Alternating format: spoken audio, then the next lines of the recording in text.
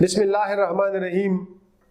سنا ہے لوگ اسے آنکھ بھر کے دیکھتے ہیں، سنا ہے لوگ اسے آنکھ بھر کے دیکھتے ہیں، سو اس کے شہر میں کچھ دن ٹھہر کے دیکھتے ہیں۔ سنا ہے بولے تو باتوں سے پھول جڑتے ہیں، یہ بات ہے تو چلو بات کر کے دیکھتے ہیں۔ سنا ہے اس کی سیاہ چشمگی قیامت ہے، سو اس کو سرم فروش آہ بھر کے دیکھتے ہیں۔ سنا ہے ربط ہے اس کو خراب حالوں سے، سو اپنے آپ کو برباد کر کے دیکھتے ہیں۔ سنا ہے آئینہ تمثال ہے جبھی اس کی، جو سادہ دل ہے اسے بن سنور کے دیکھتے ہیں۔ سنا ہے دن کو اسے تتلیاں ستاتی ہیں، سنا ہے رات کو جگنو ٹہر کے دیکھتے ہیں۔ سنا ہے اس کے بدن کی تراش ایسی ہے، سنا ہے اس کے بدن کی تراش ایسی ہے کہ پھول اپنی قبائیں قطر کے دیکھتے ہیں۔ احمد فراز، آپ کا اور ہم سب کا احمد فراز۔ محفل میں کل فراز ہی شاید تھا لب کشا، مقتل میں آج کا سر بھی اسی کا ہے۔ احمد فراز۔ ایک دیوانہ یہ کہتے ہوئے ہنستا جاتا، ایک دیوانہ یہ کہتے ہوئے ہنستا جاتا، کاش منزل سے بھی آگے کوئی رستہ جاتا۔ اور آج تک یاد ہے اظہار محبت کا وہ پل، آج تک یاد ہے اظہار محبت کا وہ پل کہ میری بات کی لکنت پہ وہ ہنستا جاتا۔ آپ کا اور ہم سب کا احمد فراز۔ شعلہ تھا جل بجھا ہوں ہوائیں مجھے نہ دو، شعلہ تھا جل بجھا ہوں ہوائیں مجھے نہ دو، میں کب کا جا چکا ہوں صدائیں مجھے نہ دو، جو زہر پی چکا ہوں تم ہی نے مجھے دیا، جو زہر پی چکا ہوں تم ہی نے مجھے دیا، اب تم تو زندگی کی دعائیں مجھے نہ دو۔ آپ سب کا اور ہمارا دلارا پیارا شاعر احمد فراز، رومانیت کا، ترقی پسندی کا، ظالم کے جبڑے توڑنے کا، مظلوم کی آہوں اور سسکیوں کو اٹھانے والا شاعر احمد فراز۔ ان کی شاعری، ان کی نظموں، ان کی غزلوں، تو خدا ہے نہ میرا عشق فرشتوں جیسا، دونوں انسان ہیں تو کیوں اتنے حجابوں میں ملے۔ اس طرح کے زبردست اشعار اور اس طرح کے اشعار کہ برہم بس اس خطا پہ امیران شہر ہے، برہم بس اس خطا پہ امیران شہر ہے، ان جوہڑوں کو میں نے سمندر نہیں کہا، اس سے فراز اپنی بنی ہے نہ بنے گی، ہم اور طرح کے ہیں جناب اور طرح کے۔ فراز ہوئی ہے شام تو آنکھوں میں بس گیا پھر تو، ہوئی ہے شام تو آنکھوں میں بس گیا پھر تو، کہاں گیا ہے میرے شہر کے مسافر تو، فراز تو نے اسے مشکلوں میں ڈال دیا، زمانہ صاحب زر اور صرف شاعر تو۔ اس طرح کے پیار بھرے اشعار زندگی میں فراز کو جو مقبولیت ملی اردو کے کسی شاعر کے حصے میں نہیں آئی۔ بعض لوگ مشہور ہو جاتے ہیں لیکن بڑے شاعر نہیں ہوتے، فراز بڑے شاعر بھی تھے اور مشہور بھی تھے۔ ان کی خوش قسمتی تھی کہ ہر گلوکار ان کی غزل گا کے مشہور ہوا، ان کی خوش قسمتی تھی کہ ہر صاحب ذوق کو فراز کا کوئی شعر، کوئی مصرع ضرور یاد ہوتا ہے۔ ان کی خوش قسمتی تھی کہ میں کب کا جا چکا ہوں صدائے مجھے نہ دو، وہ کب کے جا چکے ہیں لیکن آج بھی ان کی یادیں، ان کے شعر ہماری محفلوں کا حصہ ہیں۔ بات بہت آگے نکلے گی، اگر ہم فراز پہ پروگرام کرنا چاہیں انشاءاللہ پروگرام ان پہ کریں گے، فراز پہ ہم بولنا چاہیں تو سارا لیکچر ان کے اشعار کی نظر ہو جائے گا، بلکہ اس کے لیے فراز نے کہا تھا جس کی ہجرا میں کتابوں کی کتابیں لکھی، ان پہ گرحال ہمارا نہیں کھلتا نہ کھلے۔ تو فراز کے ایک ایک شعر پہ کتابیں لکھی جا سکتی ہیں، لیکن یہاں چونکہ سیکنڈ ایئر کا لیول ہے، کتاب میں شامل نصاب غزل ہے، صفحہ نمبر ہے 236۔ پہلے اس مالکۃ الآراء غزل جو ترقی پسندی کی علامت ہے، جو استعمار کے خلاف ایک بہت بڑی بغاوت کہہ لیں، بہت خوبصورت انداز میں یہ غزل فراز کی شامل نصاب ہے۔ لب کشا لوگ ہے سرکار کو کیا بولنا ہے، لب کشا لوگ ہے سرکار کو کیا بولنا ہے، اب لہو بولے گا تلوار کو کیا بولنا ہے۔ بکنے والوں میں جہاں ایک سے ایک آگے ہو، ایسے میلے میں خریدار کو کیا بولنا ہے۔ لو چلے آئے عدالت میں گواہی دینے، مجھ کو معلوم ہے کس یار نے کیا بولنا ہے۔ اور کچھ دیر رہے گوش بر آواز ہوا، اور کچھ دیر رہے گوش بر آواز ہوا، پھر چراغی سر دیوار کو کیا بولنا ہے۔ مجھ سے کیا پوچھتے ہو آخری خواہش میری، مجھ سے کیا پوچھتے ہو آخری خواہش میری، ایک گنہگار سریدار کو کیا بولنا ہے۔ خلقت شہر تھی چپ شاہ کے فرمان کے بعد، خلقت شہر تھی چپ شاہ کے فرمان کے بعد، اب کسی واقف اسرار کو کیا بولنا ہے۔ وہی جانے پس پردہ جو تماشا گر ہے، کب کہاں کون سے کردار کو کیا بولنا ہے۔ جہاں دربار ہو شاہوں کے مصاحب ہو فراز، وہاں غالب کے طرفدار کو کیا بولنا ہے۔ فراز کی اس خوبصورت غزل، اس مسلسل غزل میں جو مشکل الفاظ ہیں ان کے معنی کی طرف آئیں گے، اور پھر انشاءاللہ تعالی اس پوری غزل کی تشریح و توضیح آپ کے سامنے رکھیں گے تفہیم ادب کے زیر اہتمام، تاکہ آپ کو فراز کے ان اشعار کی بھی سمجھ آئے، اور زندگی میں بھی اور امتحانی حال میں بھی فراز آپ کے کام آئے۔ فراز کی غزل میں جو مشکل الفاظ ہیں ان کے معنی کی طرف آئیں گے۔ لب کشا کا مطلب ہے بولنے والے ہونٹ، کشا کھولنے کو کہتے ہیں، اور جو لب بند ہوتے ہیں ان کو لب بستہ کہتے ہیں فارسی میں، اور بستہ کا جو متضاد ہے اس کو کشا کہتے ہیں۔ سرکار حکومت کو کہتے ہیں، بکنے والوں فروخت ہونے والوں، ظاہر ہے چیزیں بکتی ہیں، انسان بھی بکتے ہیں۔ گوش بر آواز، گوشت کان کو کہتے ہیں گوش، خرگوش، جو خرگوش ہوتا ہے اس کے کان بڑے بڑے ہوتے ہیں تو اس وجہ سے اس کو خرگوش کہا جاتا ہے۔ بر آواز، آواز پر کان لگانا، اس کو اس طرح کہتے ہیں کسی کی بات کو غور سے سننا، اس کو کہتے ہیں گوش بر آواز۔ سری دیوار، دیوار کے اوپر، منڈیر پر، بالکل جو دیوار کے اوپر والا حصہ ہوتا ہے۔ دوسرا مشکل لفظ ہے سرے دار، پھانسی گاٹ پر۔ اس پوری غزل میں فراز فارسی شاعری کی روایات سے واقف تھے، اور لفظ کا سلیقہ اور طریقہ ان کو آتا تھا، لفظ برتنے کا طریقہ ان کو آتا تھا۔ اس طرح کے جو مرکبات ہیں، مرکبات اضافی، سرے دیوار، سرے دار، یہ بہت زیادہ ہیں۔ ان میں دیکھیں خلقت شہر، شہر کے لوگ، خلقت شہر، شہر کے لوگ، شاہ کے فرمان، بادشاہ کا حکم، یہ بھی مرکب اضافی ہے۔ واقف اسرار، یہ دیکھیں بہت اہم لفظ آیا ہے، آپ نے یہ لفظ، اس پہ زیر زبر نہیں ہوتا لیکن میں نے زبر اس پہ کیا ہے، اس کی وجہ یہ ہے کہ لوگ اس کو اسرار کہتے ہیں، اسرار۔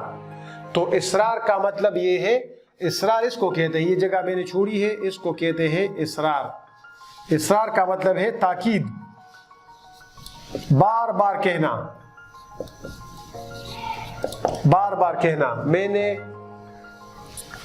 اس سے مردان جانے پہ اصرار کیا، اس کو کہتے ہیں اسرار۔ تو جو سین کے ساتھ یاد رکھیں اس کو کہتے ہیں اسرار، راز جاننے والا، اسرار خودی۔ علامہ اقبال کا جو خودی کا فلسفہ ہے، اسرار خودی، مثنوی اسرار خودی۔ یہ دیکھیں پھر آ گیا جی مرکب اضافی، اضافت آ گیا جی۔ پس پردہ، پردے کے پیچھے، پس پردہ، پس اور پیش، پیش سامنے کو کہتے ہیں اور پس پیچھے کو کہتے ہیں، ایک دوسرے کے متضاد الفاظ ہیں۔ تماشاگر، تماشا دکھانے والا، تماشا بنانے والا۔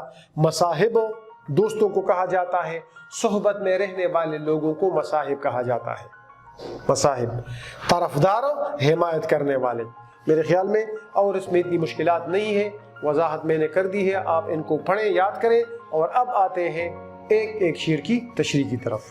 فراز کی غزل صفحہ نمبر 236 پہ مطلع ہے: لب کشا لوگ ہیں سرکار کو کیا بولنا ہے، اب لہو بولے گا تلوار کو کیا بولنا ہے. جیسے کہ میں نے عرض کیا ہے، فراز کی یہ پوری غزل ایک مسلسل غزل ہے، اور یہ استعمار کے خلاف اور مظلوم کی جو جدوجہد ہے ان کے حق میں ایک بہترین مثال کے طور پہ پیش کی جا سکتی ہے یہ پوری غزل. مطلب کو دیکھیں، لبکشا لوگ ہیں جو لوگ پہلے خوف سے ہونٹوں کو بند کیے ہوئے تھے، اب ان لوگوں کو بولنا آ گیا ہے. اب ان لوگوں کے ہونٹ کھل گئے ہیں. خوف کی وجہ سے، جبر کی وجہ سے، دھونس اور دھاندلی کی وجہ سے سارے لوگ خاموش تھے. اس کی وجہ بھی یہی تھی کہ اگر آپ ہونٹ کھولتے تو جیل آپ کا مقدر ہوتی. ابھرا بھی اگر دل میں کوئی جذبہ سرکش، ابھرا بھی اگر دل میں کوئی جذبہ سرکش، اس خوف سے چھپ تھا کہ کوئی ہونٹ نہ سیدھے. اس وجہ سے سارے لوگ پہلے خوف کی وجہ سے، ڈر کی وجہ سے، یہ ہو جائے گا، وہ ہو جائے گا، مجھے اٹھا کے لے جائیں گے، مجھے ماریں گے، یہ کر لیں گے اور وہ کر لیں گے. اس خوف کی وجہ سے لوگ بالکل کیا تھے؟ لوگوں کے ہونٹ بند تھے، لب بستہ تھے. اب لوگوں نے جرأت گفتار سیکھ لی ہے. سرکار کو کیا بولنا ہے؟ اب حکومت کو بولنے کی ضرورت نہیں ہے. حکومت وقت جو بھی حکومت ہوتی ہے، پرانے زمانے سے یہ سلسلہ چلا آ رہا ہے کہ اگر آپ بادشاہ کے خلاف آواز اٹھاتے تو پھر ریاست میں آپ کی کوئی جگہ نہیں تھی. تو اسی تناظر سے لے کے اب تک یہی صورتحال ہے. سرکار کو کیا بولنا ہے؟ حکومت کو بولنے کی ضرورت نہیں ہے، کیونکہ جب انقلاب آتا ہے اور لوگ بول اٹھتے ہیں، لوگ انقلاب زندہ باد کا نعرہ لگاتے ہیں، تو پھر ان کے سامنے حکومتیں نہیں ٹھہر سکتی. اب لہو بولے گا تلوار کو کیا بولنا ہے. یہاں لہو مظلوم کی علامت ہے اور تلوار ظلم اور جبر کی علامت ہے. اب لہو بولے گا، تلوار کو کیا بولنا ہے؟ ظلم اور جبر کو بولنے کی ضرورت نہیں ہے، کیونکہ ظلم اور جبر کے خلاف وہ لوگ اٹھ کھڑے ہو گئے ہیں. لوگوں نے ان کے خلاف اب آواز اٹھائی ہے. تو اب دوسری طرف جو ظلم ہے، دوسری طرف جو جبر ہے، دوسری طرف جو بربریت ہے، دوسری طرف جو تلواریں ہیں، دوسری طرف اس طرح کی جو صورتحال ہے، ان کو اب شکست ہونے والی ہے. پہلے ان کو شکست دینا ممکن نہیں تھا. اس کی وجہ یہ تھی کہ سارے لوگ خوف اور ڈر کی وجہ سے زبان کھولنے کی زحمت بھی گوارا نہیں کر رہے تھے. اب کیا ہو گیا ہے؟ فراز کہتے ہیں کہ اب صورتحال ایسی ہو گئی ہے کہ جمہوریت آ گئی ہے، لوگوں کو بولنے کی آزادی میسر ہو گئی ہے. لوگوں کو الیکٹرانک اور پرنٹ میڈیا کی وجہ سے لوگوں کو اپنا مدعا بیان کرنے کے مواقع میسر آ گئے ہیں. تو ایسی صورتحال میں حکومت اگر جبر کرے، حکومت اگر تشدد کرے، کوئی بھی حکومت ہو، تو اس کا وہ جبر اور وہ تشدد لوگ ریجیکٹ کر دیتے ہیں. لوگوں کو پتہ چل جاتا ہے کہ اب یہ ظلم ہو رہا ہے ہمارے ساتھ. تو اس ظلم سے بچنے کے لیے لوگ اب آواز اٹھا رہے ہیں. لوگوں میں بیداری کی لہر دوڑ گئی ہے. لوگ ایک دوسرے کو جھنجھوڑ کے اٹھا رہے ہیں کہ اٹھے، انقلاب برپا کر لے. ورنہ اگر آج ہم نہیں جاگے، اگر آج ہم نے ایک دوسرے کے ہاتھوں میں ہاتھ دے کے منزل کی طرف بڑھنا شروع نہ کیا، تو پھر ذلت کی موت ہماری مقدر ہے. اب لہو بولے گا، تلوار کو کیا بولنا ہے. واضح اور کلیئر اینڈ کرسٹل شعر ہے، بہترین. بکنے والوں میں جہاں ایک سے ایک آگے ہو، ایسے میلے میں خریدار کو کیا بولنا ہے.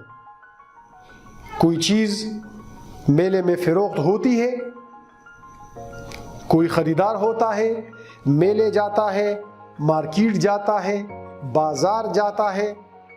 ہر چیز کی اپنی اپنی قیمت مقرر ہوتی ہے اور دکاندار اس کو بڑے تول کے ساتھ، بڑے ناپ کے ساتھ فروخت کرتا ہے. اس لیے مختلف چیزوں کی قدر و قیمت گاہک کی نظر میں بڑی وقت رکھتی ہے کہ یار یہ چیز مثال کے طور پہ یہ کپ ہے، یہ کپ کتنے کا ہے؟ یہ 500 کا ہے، اس سے جو دوسرا کپ ہے وہ اس سے بھی مہنگا ہے، اس سے بھی مہنگا ہے۔ جو خریدار ہوتا ہے، جو گاہک ہوتا ہے، وہ میلے میں گھوم پھرتا ہے اور مختلف بھاؤ اور ناپ اور تول معلوم کرتا ہے۔ لیکن اگر کوئی خریدار کسی ایسی جگہ چلا جاتا ہے کہ جہاں پہ تمام چیزیں خود اپنے ہونٹوں سے یہ کہہ رہی ہو، ایک چیز کہتی ہے کہ مجھے لے لے، دوسری کہتی ہے کہ مجھے لے لے، تو پھر ایسے میں خریدار ناپ تول نہیں کرتا، خریدار تول مول نہیں کرتا، بلکہ سب سے جولی بھر دیتا ہے اور سب کو گاڑی میں ڈال کے لے آتا ہے۔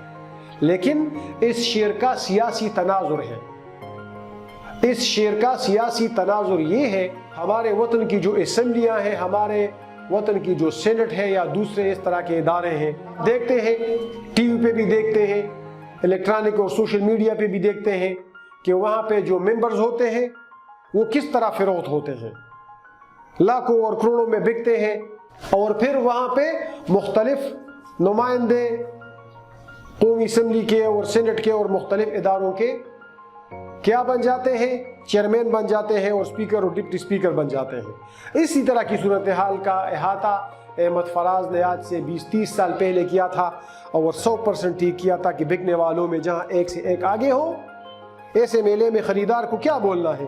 خریدار کو بولنے کی ضرورت نہیں ہے، خریدار آرام سے کرسی پہ بیٹھ جائے گا اور سارے کے سارے وہاں پہ جو بکنے والے ہیں وہ سارے کے سارے خود ان کی جولی میں پھکے ہوئے پھلوں کی طرح آگے رہیں گے، کوئی مول تول نہیں ہوگا، کوئی اس طرح کی پابندی کسی پہ نہیں ہے۔ تو اس کو کہتے ہیں بہترین شعر، اس کو کہتے ہیں ایسے میلے میں خریدار کو کیا بولنا ہے۔ خریدار کو بولنے کی ضرورت بالکل نہیں ہے، خریدار کو مول تول کی ضرورت بالکل نہیں ہے، خریدار کو کسی سے پوچھنے کی ضرورت بالکل نہیں ہے۔ بس خریدار جائے، گاڑی کھڑی کرے اور یہ کہے کہ بھائی آؤ، جنہوں نے بکنا ہے سب آ جائیں، بس سب جو ہے دوڑے چلے آتے ہیں، جی سب دوڑے چلے آئیں گے اور خریدار کی گاڑی میں بیٹھ جائیں گے۔ ناپ تول مول اور یہ قیمت اور یہ آپ اتنے میں دیں گے اتنے میں دیں گے، یہ حجتیں اور یہ دلیل اور یہ ساری چیزیں یہاں پہ بالکل نہیں چلیں گی۔ تو فراز نے اس صورتحال کو بہترین انداز میں شعر میں منعکس کیا ہے۔ کہتے ہیں ایسے میلے میں خریدار کو کیا بولنا ہے۔ اچھا، اگلے شعر کی طرف آتے ہیں، بہت ہی پیارا شعر ہے۔ لو چلے آئے عدالت میں گواہی دینے، مجھ کو معلوم ہے کس یار نے کیا بولنا ہے۔ دوست کیا ہوتا ہے؟ رازدار ہوتا ہے۔ سب سے زیادہ ٹریجڈی کس وقت پیدا ہوتی ہے؟ ارسطو نے کہا ہے کہ سب سے زیادہ ٹریجڈی اس وقت پیدا ہوتی ہے جب ہیرو کا دوست اس کے ساتھ دھوکہ کرے۔ آپ نے فلموں میں بھی دیکھا ہوگا، آپ نے ڈراموں میں بھی دیکھا ہوگا، آپ نے روزمرہ زندگی میں بھی دیکھا ہوگا۔ یہ فلمیں، یہ ڈرامے، یہ ہماری روزمرہ زندگی کے عکس ہیں، یہ ہماری روزمرہ زندگی کی تصویریں ہیں۔ تو فراز نے کہا ہے اس شعر میں، فراز کہتے ہیں کہ مجھے پتا ہے جب مجھ کو کسی الزام میں پکڑا گیا اور مجھ کو عدالت میں پیشی کے لیے لے جایا جا رہا تھا، جب میں عدالت میں پہنچا اور وہاں پہ میں کٹہرے میں کھڑا ہوا تو مجھے بہت سے ایسے اپنے بہترین دوست مخالف کیمپ میں بیٹھے ہوئے نظر آئے۔ مجھے پتا چلا کہ اب میرا بچنا بالکل ممکن نہیں ہے، اب میرا بچنا بالکل محال ہے۔ کیوں محال ہے؟ کیونکہ میرے دوستوں کو تو میرے سارے کریکٹر کا پتا ہے، میرے دوستوں کو تو میری ساری زندگی کا پتا ہے۔ وہ دوست اب کیا کریں گے؟ ظاہر ہے عدالت کسی ایرے غیر نتو خیرے کی زبان پہ تو فیصلہ نہیں سنائے گی، اور نہ کوئی ان کی باتوں پہ یقین کرے گا۔ لیکن اگر آپ کا کوئی نزدیک دوست ہے، آپ کا کوئی پیارا دوست ہے، تو عدالت کو پتا ہے، وکیل کو بھی پتا ہے، جج کو بھی پتا ہے کہ یہ اس کے بارے میں جو بھی کہے گا وہ 100% سچ ہوگا۔ تو اس سچ سے پھر آپ نہیں بچ سکتے۔ فراز اپنی بدبختی کا رونا رو رہے ہیں کہ جن دوستوں کو میں اپنا بھائی بن سمجھ رہا تھا، جن دوستوں پہ مجھے یقین تھا کہ جب مصیبت میں پڑ جاؤں گا، جب مجھے کوئی مسئلہ آئے گا تو یہ دوست میرے آنسو پونچھیں گے، میرا حوصلہ بڑھائیں گے، لیکن مسئلہ کیا ہوا؟ جس طرح غالب نے کہا ہے نا، کوئی چارہ ساز ہوتا، کوئی غم گسار ہوتا، لیکن یہاں چارہ سازی اور غم گساری کے برعکس معاملہ ہے۔ جب مجھے عدالت لے جایا جا رہا تھا، میرے سارے دوست مخالف وکیل کے ساتھ کندھے سے کندھا ملائے جا رہے تھے، مجھے پتا چلا کہ اب میرے بچنے کا کوئی امکان نہیں ہے۔ سبھی کے دل میں خلش تھی تیرے رویے کی، استاد نذیر تبسم کا قطعہ یاد آ گیا۔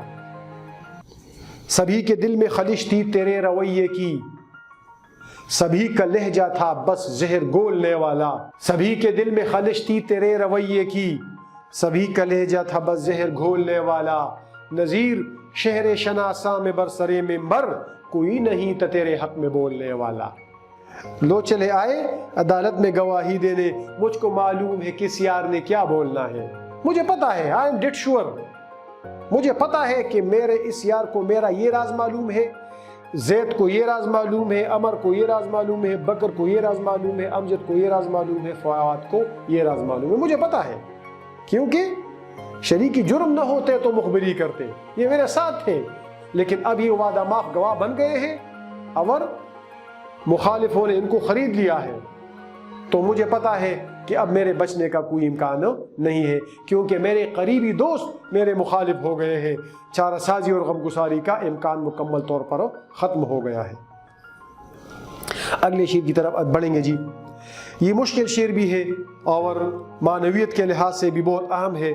اور کچھ دیر رہے گوش بر آواز ہوا، کیا پھر چراغی سر دیوار کو کیا بولنا ہے۔ ہوا سے یہاں پہ مراد ہے طاغوتی قوتیں اور وہ ماحول جس کے فراز شاکی ہیں، ان قوتوں جس کے خلاف فراز ڈٹ کر کھڑے تھے، میدان کارزار میں بھی، میدان ادب میں بھی۔ کہتے ہیں اور کچھ دیر رہے گوش بر آواز ہوا، ہوا سے کہہ رہے ہیں کہ کچھ دیر آپ میری بات سنیں، اے ہوا تھوڑی دیر کے لیے آپ تھم جائے، تاکہ آپ میرا یہ شعر، میرا یہ پیغام اور میری یہ غزل آپ تھوڑی دیر کے لیے غور سے سنیں۔ میری حیثیت آپ کے مقابلے میں کچھ بھی نہیں ہے، کیونکہ میں ایک چراغ ہوں، اور چراغ بھی کون سا؟ جو دیوار کے اوپر رکھا گیا ہو۔ ظاہر ہے اگر چراغ یہاں پہ کسی کمرے کے کونے کھدرے میں رکھا گیا ہو تو پھر تو وہ ہوا سے تھوڑا سا محفوظ ہوتا ہے، لیکن اگر کسی دیوار کے اوپر آپ نے چراغ رکھ دیا ہے تو وہ تو ایک سیکنڈ میں بجھ سکتا ہے، وہ تو کسی بھی لمحے بجھ سکتا ہے۔ تو فراز یہاں پہ اپنے آپ کو کیا کہہ رہے ہیں؟ فراز یہاں پہ اپنے آپ کو چراغ سے تشبیہ دے رہے ہیں، اور جو طاغوتی قوتیں ہیں ان کو ہوا سے تشبیہ دے رہے ہیں۔ تو کہتے ہیں اور کچھ دیر رہے گوش بر آواز ہوا، تھوڑی دیر کے لیے اے طاغوتی قوتوں، اے ماحول، اے ادھر ادھر کے لوگوں، آپ تھوڑی دیر کے لیے میری بات سن لے۔ ہو سکتا ہے میری کوئی بات سن کے آپ کو میری حالت پہ رحم آ جائے اور آپ کو میری معصومیت کا پتہ چل سکے۔ میں اتنا زیادہ گنہگار نہیں ہوں جتنا زیادہ گنہگار آپ مجھے سمجھ رہے ہیں۔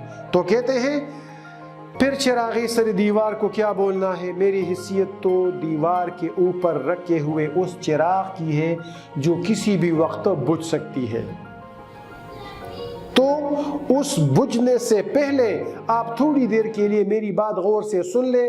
اگر میری بات کی سمجھ آپ کو آ گئی، اگر میری بات کی حقانیت کا پتہ آپ کو چل گیا، اگر میری بات کی سچائی کا آپ نے یقین کر لیا، تو ہو سکتا ہے آپ میری زندگی کا خاتمہ کرنے کی بجائے مجھے کسی جگہ پہ کسی کونے کھدرے میں محفوظ کر لیں۔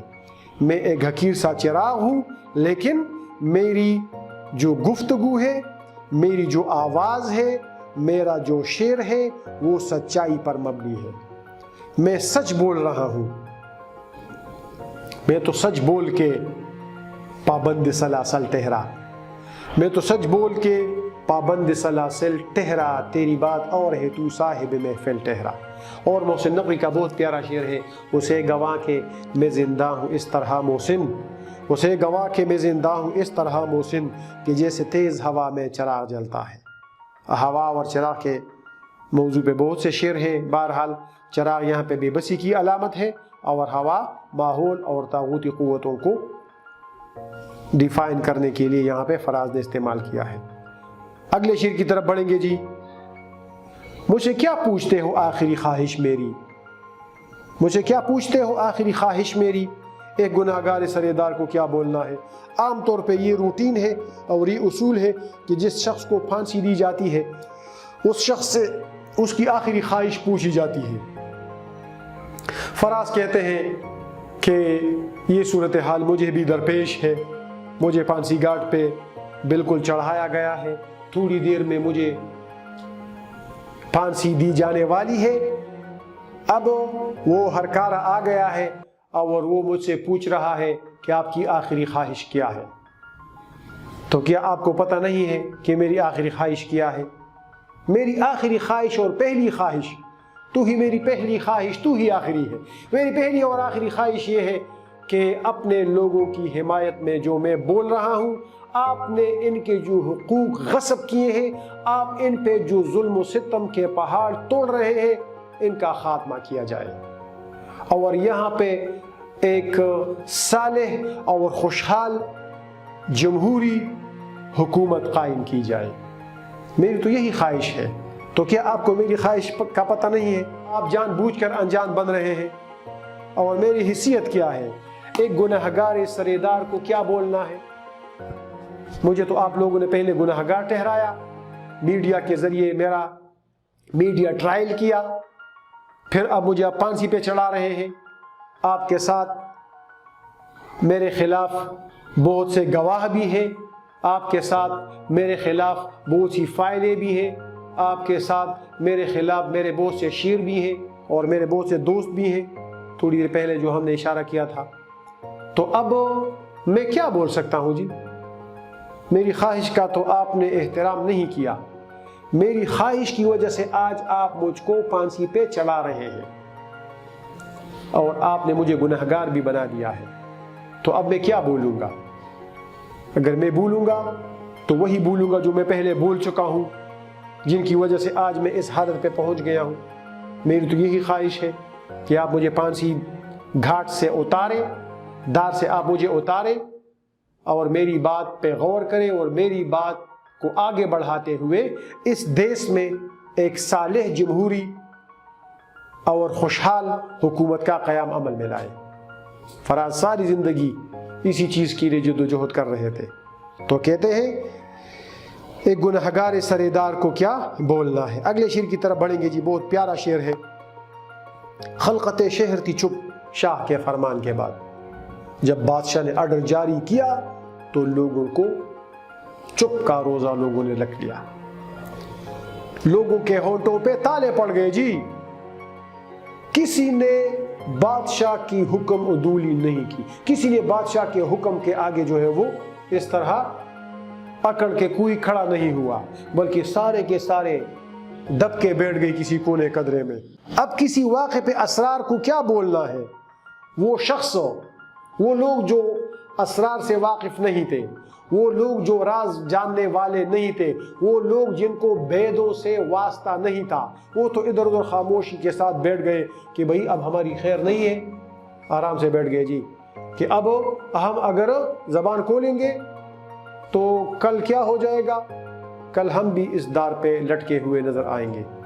بلندی پر نظر آؤں گا ایک دن، بلندی پر نظر آؤں گا ایک دن، میں اب منصور ہوتا جا رہا ہوں، تو موت میری مقدر بن جائے گی۔ اس وجہ سے سارے کے سارے لوگ آرام سے ادھر ادھر بھاگ گئے، بیٹھ گئے، کنارے لگ گئے جی۔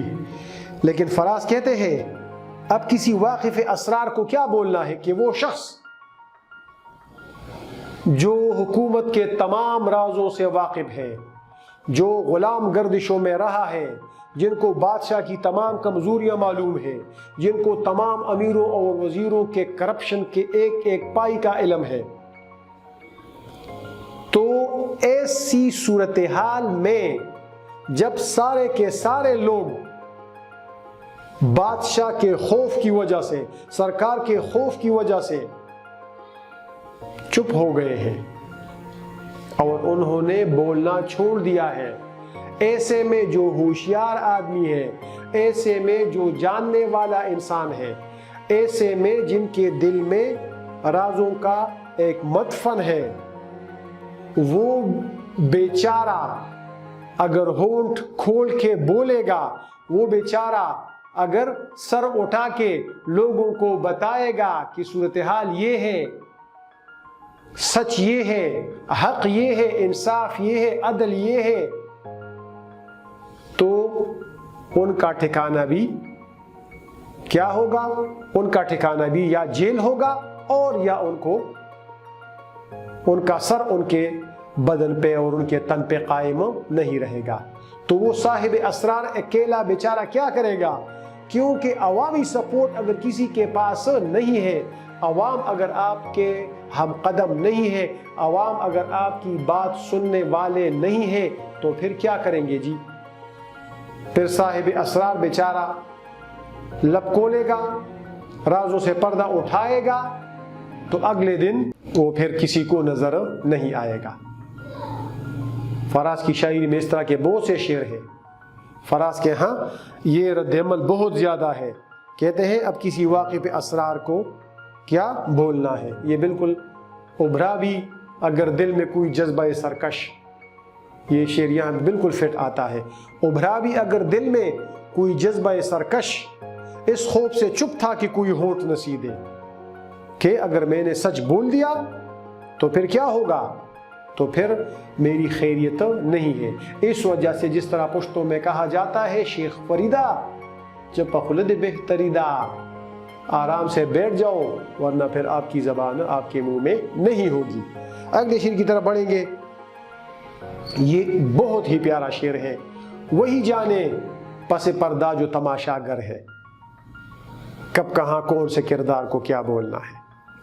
جنہوں نے اسکرپٹ لکھی ہے، جنہوں نے ڈرامہ بنایا ہے، جو رائٹر ہے، انہوں نے مختلف لوگوں کو مختلف قسم کے کردار دیے ہیں۔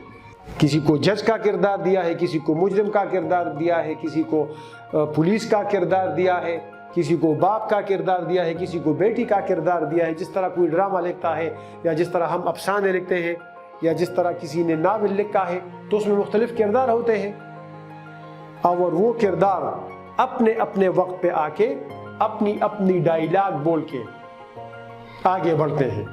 باپ بیٹے کے ساتھ بیٹھا ہوا ہے اور وہ ڈائیلاگ کیسے ہے اور کہاں ہے اور تعلیم کا سلسلہ کہاں پہنچا، بس انشاءاللہ میں BS کر رہا ہوں، اور اس کے بعد آپ کیا کریں گے بیٹے، بس اس کے بعد انشاءاللہ میں MS کروں گا۔ یہ اس کو کہتے ہیں ڈائیلاگز، مکالمہ جس کو کہا جاتا ہے۔ تو کہتے ہیں یہ جو ڈرامہ بنایا گیا ہے ہمارے دیش میں، اس ڈرامے کے پیچھے رائٹر تو پیچھے ہوتا ہے، ڈائریکٹر تو پیچھے ہوتا ہے، پردے کے پیچھے ہوتا ہے۔ پردے کے آگے کون سے لوگ ہوتے ہیں؟ پردے کے آگے کردار ہوتے ہیں کہ باپ کا کردار ہے تو باپ بھاری بھرکم شخصیت ہوتی ہے، وہ آہستہ آہستہ چل کے آئے گا اور آہستہ آہستہ بیٹھے آپ ایسا کریں کہ کل صبح نکلے اور کالج جانے کے بعد آپ پروفیسر امتیاز صاحب کے ساتھ آئیں، پھر ہم انشاءاللہ جائیں گے سوات اور وہاں پہ جو ہمارے دوست کی بیٹی کی شادی ہے اس میں شرکت کریں گے۔ یہ باپ اس طرح گفتگو کرے گا، بیٹا جلدی جلدی آئے گا اور کہے گا یہ ہو جائے گا وہ ہو جائے گا۔ قاتل کی گفتگو ایک طرح کی ہوگی، مقتول کی دوسری طرح کی ہوگی، جو کنجڑا ہے سبزی فروش ہے اس کی گفتگو ایک طرح کی ہوگی، جو حجام ہے اس کی گفتگو دوسری طرح کی ہوگی۔ تو یہ اسکرپٹ پہلے سے لکھا ہوا ہے۔ تو یہی صورتحال ہمارے وطن میں بھی ہے۔ بہت خوبصورت انداز میں فراز نے اس کا احاطہ کیا ہے۔ وہی جانے، کون جانتا ہے؟ وہ جو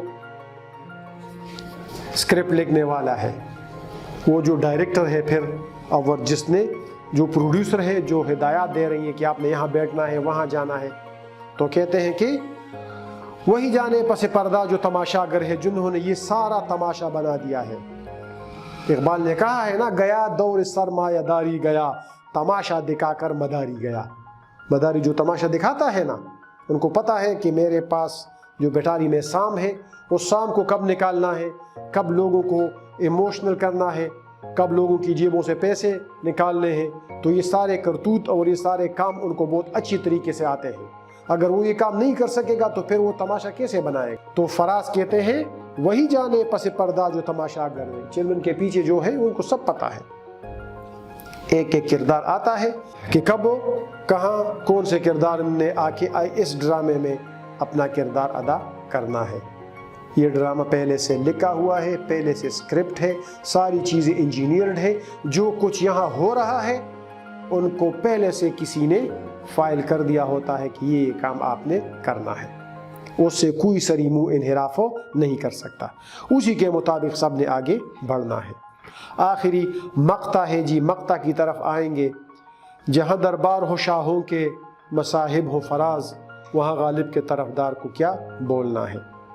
جہاں دربار ہو شاہوں کے، غالب کا تعلق بھی بادشاہ کے دربار سے تھا، لیکن غالب سے پہلے جو بہادر شاہ ظفر کے استاد تھے، جو ساری دہلی کے استاد تھے، جب تک زندہ رہے آدھی دہلی ان کی شاگرد رہی۔ شیخ محمد ابراہیم ذوق، بہادر شاہ ظفر بھی ان کے شاگرد تھے، ان کے انتقال کے بعد غالب ان کے شاگرد بن گئے۔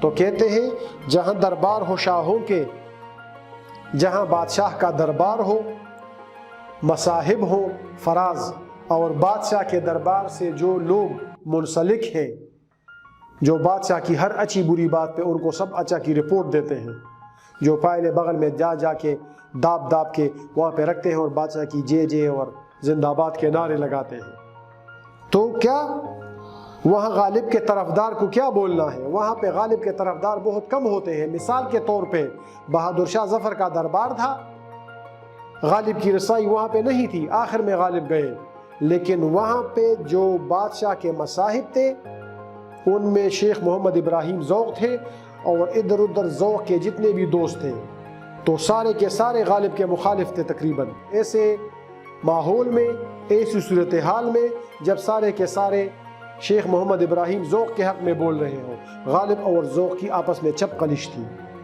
غالب اور ذوق کی اب ایک دوسرے کے ساتھ مخالفت تھی۔ غالب اور ذوق کی چپ قلش مشہور ہے۔ ذوق جب دربار سے وابستہ تھے، پوری کہانی، تو غالب کو وہاں وہ غسل نہیں دیتے تھے بہادر شاہ ظفر کے دربار میں۔ فراز نے کہا ہے، کیا کہا ہے کہ جہاں پہ غالب کے طرفدار موجود ہو لیکن وہاں پہ بادشاہ کے ارد گرد ذوق کے طرفداروں کا جھمگٹا ہو تو غالب کا بیچارہ ایک طرفدار کیا بولے گا؟ فراز اس میں اپنے آپ کو بالکل غالب کا طرفدار کہہ رہا ہے کہ ایک میں اکیلا ہوں اور ادھر ڈھیر ساری آوازیں ہیں، اتنے ڈھیر سارے شعراء میں، پھر مجھے کون سنے گا؟ وہ نقار خانے میں طوطی والی آواز بن جائے گی۔ لیکن بہرحال اپنی کوشش کرنی چاہیے، اپنی آواز، اپنی صدا، اپنی بولی اور اپنا شعر کہنا چاہیے، آگے بڑھنا چاہیے۔ قتیل نے کیا خوب کہا ہے، قتیل شفائی کا شعر ہے کہ دو گھڑی آؤ مل آئیں کسی غالب سے قتیل، دو گھڑی آؤ مل آئیں کسی غالب سے قتیل، حضرت ذوق تو وابستہ ہے دربار کے ساتھ۔ ذوق بھی دربار کے ساتھ وابستہ تھے، پھر غالب بھی دربار کے ساتھ وابستہ ہوئے۔ میرے خیال میں انشاءاللہ فراز کی اس بہترین غزل کی تشریح آپ کو سمجھ آئی ہوگی۔ خود سمجھنے کی کوشش کیجئے، خود پڑھنے کی کوشش کیجئے۔ ہم اپنی طرف سے تفہیم ادب کے زیر اہتمام آپ کی ذہنی اور فکری آبیاری کر رہے ہیں۔ انشاءاللہ تعالی آپ ہمارے ساتھ رہیں گے، کامرانیاں اور کامیابیاں آپ کا مقدر ہوں۔ اللہ آپ کا حامی و ناصر ہو۔ بہت بہت شکریہ۔